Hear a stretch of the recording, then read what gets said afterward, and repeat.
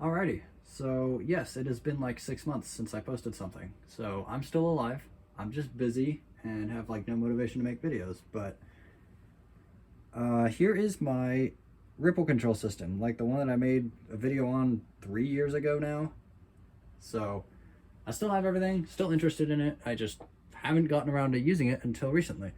So it may look really similar, but there's actually a lot that's changed. So up here, here's my encoder. So same hardware, but back last year when I had my wisdom teeth removed, I had like nothing to do because, you know, you can't really move.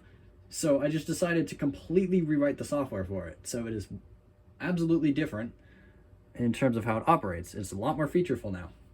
So it still supports both K22 and DECABIT protocols, but it lets you enable or disable the K22 protocol, which lets DECABIT commands go through much faster because it doesn't have to go through the whole 3-minute cycle. Also, it previously was limited to only 8 schedule functions. Now it can do 64, and it has a serial protocol. Well, it's almost implemented. I still need to work on that, but it has the stuff for a serial connection. So I'm going to eventually make like a web interface and a software for it and all that that'll let me do much more complicated things with it and automation. But for now, it still works standalone. And the DECABIT functionality is pretty much the same, except there's one thing that I actually figured out tonight and just implemented into it. So my previous video where I had receivers set up and working, like real receivers, that was all ran on 50 hertz. But this setup is running on 60 hertz. Now, in the original K22 systems, the timing of the time slots, that was derived from the mains frequency because it was all using synchronous motors. It was completely electromechanical. But modern receivers and transmitters still use the frequency of the mains to figure out the timing. So DECABIT, when ran on 60 hertz, has a little bit shorter timing than run on 50 hertz. So it took me so long to figure that out because I was like, why is my receiver working and the transmitter seems to be fine? And to my knowledge, it was right. But nope, I had to adjust all the timing. So now there's an option in the transmitter to set 60 hertz versus 50 hertz. So apart from that, it works. It's a lot more stable and has less weird issues, but you wouldn't know that because I haven't shown it much. So maybe someday I'll make a whole overview on this thing, but for now, it's just kind of set up here on this little shelf. So up here is the transmission stuff, which actually, let me stand up. It'll be a little easier. So this is all transmitting into this isolating transformer. It's a 1 kVA, 240 volt isolating transformer. I'm running it at 120. So what we have is we have the transformer. We have this contactor, which just brings the mains into this transformer through this switch, so I can easily turn it on and off. Then over here, we have the motor generator set, the same really questionably made one that I still haven't updated. But I'm still looking for a better way to do this. So this is a little induction motor, and that is a stepper motor, which is used to make the high frequency signal, which you'll see why in a moment, but it doesn't have to be 1050 hertz on my system anymore. So I was able to use this because previously I had to just make it all solid state, but now it's actually using this and transmitting it properly. And up here, we just have some relays to isolate. One on the right is the motor relay. One on the left is the signal relay. And there's a capacitor up here. So this is using parallel coupling. And this isn't there's a lot missing. There's a lot more that should be there if this was a real system. But obviously, this is just my test one that I've made. So it's not really adhering to the proper standards, but how this works is it's literally just putting the output of the stepper motor across the secondary of the isolating transformer through the capacitor. Usually there should be another isolating transformer and tuning coils and all sorts of other stuff, but this works enough for right now. I may update it eventually. The main issue is this little stepper motor is not able to provide enough current to reliably transmit into something more than this transformer. And even with this transformer, the signal is very low level. The receivers still get it, but it's just lower than I'd like it. But anyways, that's the whole transmission portion of it. And yes, I know this is very terribly set up, but I don't have back boxes and all this. I literally have set this up in the past 2 days. So if we get back down, I can show this in operation. So first thing I'm going to do is put it in halt. This kind of emulates how the DECABIT M controller works, but well, from what I can tell, I have like almost no information on it. The only information I have on it is one of Rodalco 2007's videos, just seeing how it worked from that. But if we go and set, so how this kind of works is 3 digits here. It'll take in 2-digit numbers and 3-digit numbers and Boolean 1 or 0 on the 3rd digit, just based on what you're entering. So when you're in normal mode, you put in an option number on the first 2. So 88 sets the motor start delay, and I'm just going to set that to 1 second. And this option takes in just the first one, so short entries are 2 digits, the first 2. Set that. So now that's configured, and I may as well save it to EEPROM. So what I'll do is down here I have an Enermet RO3. So this is a very common receiver. I really love these little things. They're modern and they're not as interesting as the old ones, but they work very well, and I actually have the software to program them. So that makes them a lot more useful to me. And an optical probe, which these are very expensive for like no reason, even though they're literally just infrared LEDs. But on here, this label's incorrect. I've totally changed the programming. So this receiver is a 50 hertz receiver for 230 volt, but they will actually work on 115 volt, 60 hertz. The clock runs fast, but because it derives the timing of the signaling from the mains frequency, it still works correctly. So these 3 are on channels 11, 12, and 13. So what I will do is, actually I'll just leave that off for now, but now what we'll do is we'll go and manually queue a command. So if you want to just send one without having to set up a schedule for it, you can just do option 90, cycle start, and I messed up. I forgot when you enter it, the last digit, it looks at this. So if it's 0, it's an off command. If it's 1, it's an on command. Do this. So now it says enter data for Q plus command. And what we can do is, and this is DECABIT commands, K22, you can just set the channel state, but that's done by entering the channel state and then what state you want it and pressing cycle start. So we will do channel 11, and this is going to turn it on. So what I'll do is I will queue that. So how this works is it's not a matter of you tell it what command you want it to send and it sends it immediately. You put them in, it has like a queue of up to 16 commands it'll hold. And that lets it, that's another major change from the old software is when it was transmitting with the K22 cycle, during that 3-minute period, it would not check the timers. So it wouldn't check any schedules. But now you can just define what K22 channels you want to be assigned to DECABIT. And then as it's transmitting, it's still checking all the schedules. And if another command's added to the queue, it'll still transmit it. And even if it gets all the way through the whole cycle, it'll check at the end and see if there's still more pending. If there is, it'll just totally restart it. But in any case, now what we'll do is we'll also do channel, do another on command. We'll do channel 12, not 120, 12. And then we'll just turn all 3 switches on.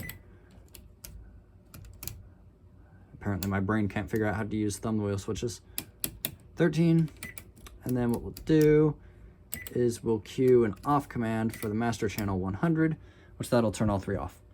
So if I turn this to run, now watch your ears, the motor generator set is just as loud as annoying as it always has been. So I will turn this to run, and then we'll watch the receiver receive it and send the commands. So actually what I'll do is I'll show you the display first.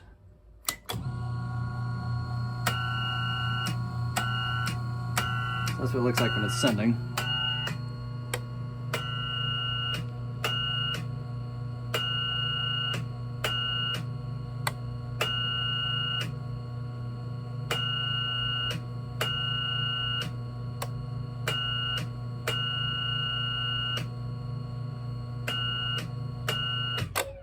There. And when it gets to the end of the queue, this has K22 disabled right now, so it doesn't have to go through the whole 3-minute cycle and put the DECABIT commands in the middle of time slots that are not used. It'll just, since it's in DECABIT only mode, it just sends them, stops the motor when it's done. Now, if we go down here and we put this on here, and then we do Control M to get the status. Once this is done reading, fast flashing LED in there. Then if we look at the Telegram memory, this the time is not reliable. Obviously, it's not 2231. That's in the future. But because it's running on 60 hertz and it's meant for 50 hertz, the clock runs fast. But that's okay, because I'm not using the time functions in this one anyways. I do have one that's 60 hertz, which I'll show you that in a little bit.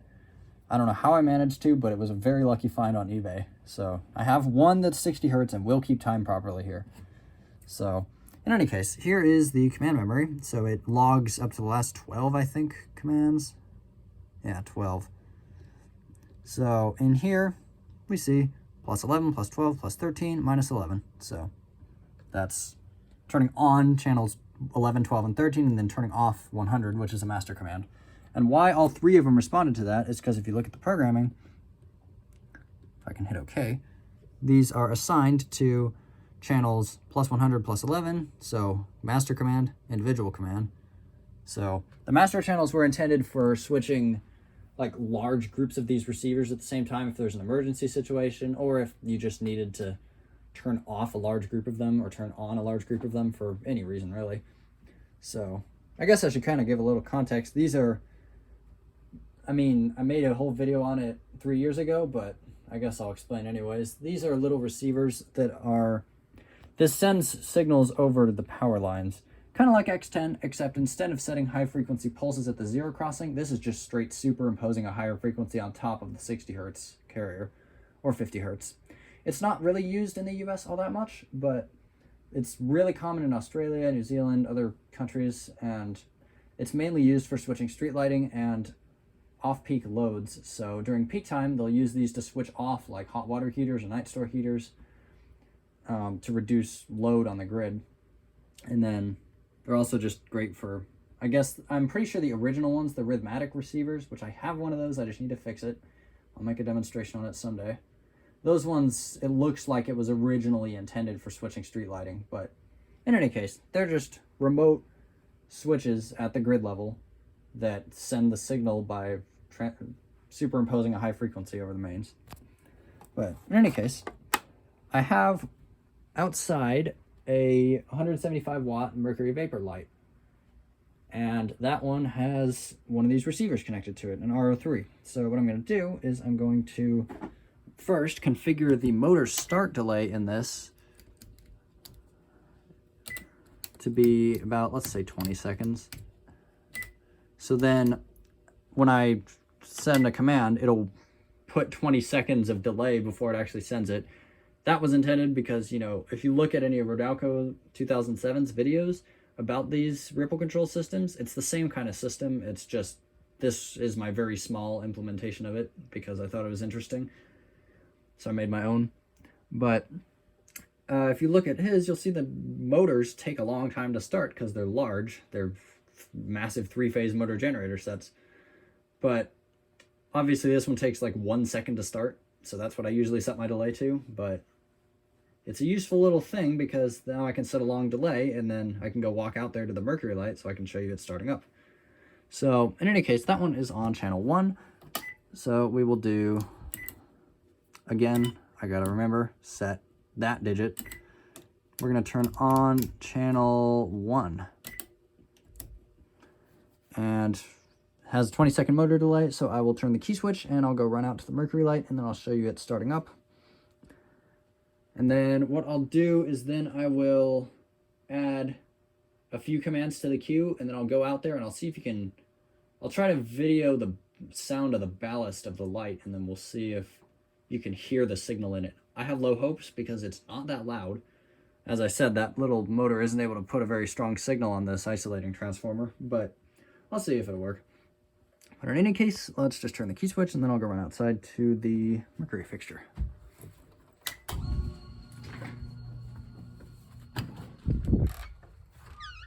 I'll try not to trip really violently because it's very dark. Okay.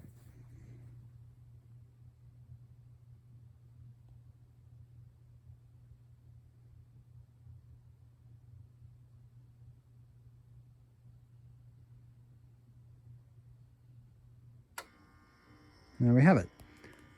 So this is a 175 watt mercury vapor fixture, which is commonly used as street lighting, or I won't say is, but was. They're phasing all these older lights out, but hanging on to them because they're interesting. But anyways, here is the RO3 out here. That says 240 volts. That's because this is my 60 hertz 240 volt model that I got. It's running on 115 volt just fine now. And there's the little bistable relay in there that it uses to switch. So now what I'll do is I'll go cue a bunch of commands. The last one being one to turn off that channel. And then we'll see if we can hear the signal in it. And what I'll also do real quick is I will send, let's do channel, let's just turn on channel 11, which actually, that's going to take a moment, so let's just set the motor delay back.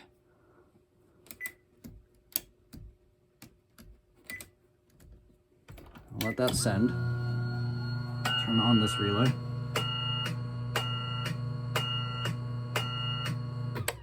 Okay. So that's done. And now what I'll do is I will add a bunch of commands. So let's just add 0 off a whole bunch of times because it's easy.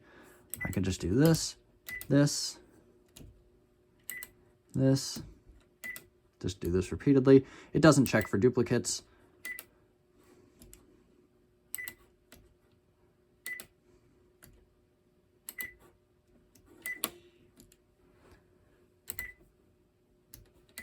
And then what I'll do is I'll add one more that is 100 off.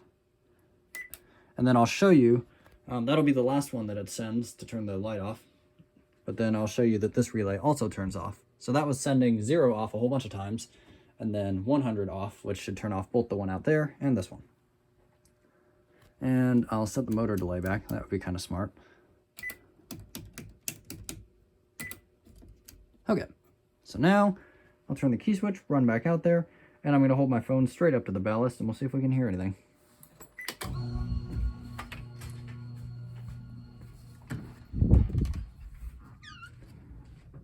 Currently blasting the neighborhood with this bright light. All right.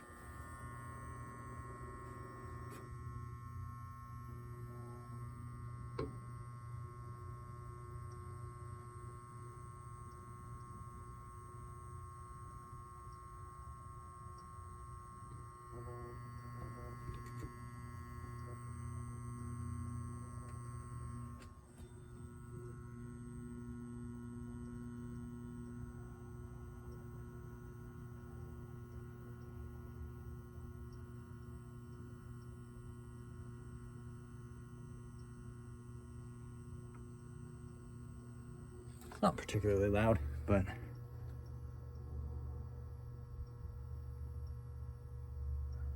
what's this? Turn off. There's that weird high-pitched noise outside. There we go. So there's the light turning off. And it really isn't that green in person. It's just emits a lot of UV, which comes up on camera a lot more than it comes up to my own eyes. And if we look in here, we'll see relay number 1 is back off. And if we again pull the status, we will see all those -0 commands, and then we'll see the -100.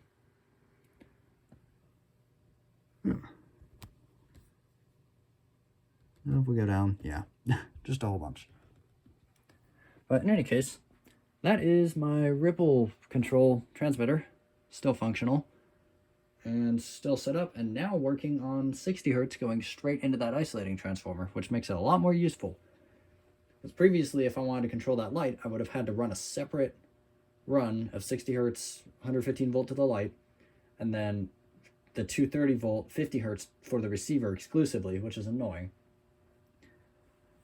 As much as I would love to try to inject the signal straight into the pad transformer that our house is driven off of, I don't think that's a good idea. So probably not going to do that, but in any case, this is it working, and I guess that's really all. So I have a lot more planned. I have a lot of really cool alarm stuff to show. It's just, that's all I've been doing. I mean, I do alarm stuff for work now. So kind of got bored of it and wanted to do something else. So why not set up my Ripple system again for the first time in 3 years and then show it. But in any case, that's it working.